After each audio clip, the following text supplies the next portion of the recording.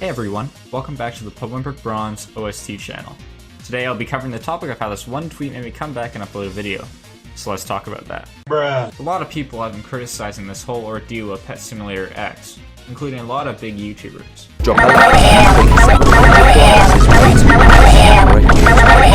So on November 9th, the Big Game's Twitter account posted a tweet regarding a new NFT they created, known as Pet Simulator X NFTs. Now, if you're not really into cryptocurrency like myself, that doesn't really catch your eye that much. So what's wrong with it? Well, there's... It explicitly states in the TOS that you cannot, quote, sell Roblox assets for real-world money off-platform. This is not worded very well in this context, but let's take into consideration that giving an advantage to players who buy these NFTs off-site with real-world money, while Roblox doesn't get any cut of it, may cause some issues. Oh, did I also mention that you get an item in-game too if you buy these NFTs, which by the way goes upwards of over $500? So, you buy these NFTs, you get an item in-game, which gives you an edge over the majority of the rest of the players, as the only way to obtain this item is through trading/buying the NFTs. And finally, Roblox has literally no cut from the NFT sale, making an off-site purchase that affects the actual game. In short, this is against the TOS. Contrary to popular belief that these aren't Roblox assets, although they actually are, as technically it's a part of Roblox that they're selling for real-world money, which once again is against the terms of service, which in fact will cause the eventual closing of the game most likely. So you have these 8-year-olds on Twitter worried that their favorite game will be taken down, and a bunch of community backlash from this as well. Clearly, Build Into Games didn't actually look into this enough, as this game could literally get taken down due to this. So let's move to my next point.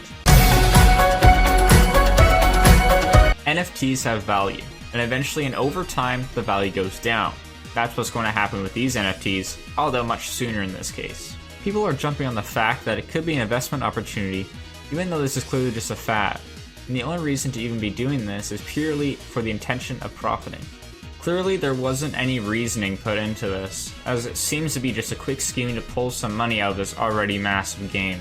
That being said, some of these pets are hundreds of dollars, and leading back to my other point, it may be taken away sooner than later, as once again is against the TOS of the Roblox site. Which also means the game can be put under review, and the creator of the game terminated, meaning that everyone who has spent money on this game will lose everything they've worked hard for, just because the creator felt greedy and made a massive mistake. So the fact that the creator of the game is willing to put his own brand and reputation on the line just to make a few $100s seems like he didn't think this through correctly. With that being said, let's get back to making fun of him. After the tweet was posted, there was a lot of backlash, and take a guess what he does to address it. I'll give you a moment. That's right, absolutely nothing. Just walked along 2 days later to announce that there was a new update coming. No statement, no acknowledgement, nothing. This is how you end your own career. Hell, even a 9-minute apology video where you have a continuous lapse in your judgment would have been better than just straight up ignoring your critics. The fact that he was completely ignoring the backlash just shows that he wasn't prepared for what was coming to him, which he should have prepared beforehand and done his research into the topic. This also doesn't help that once again, the game can be removed due to this.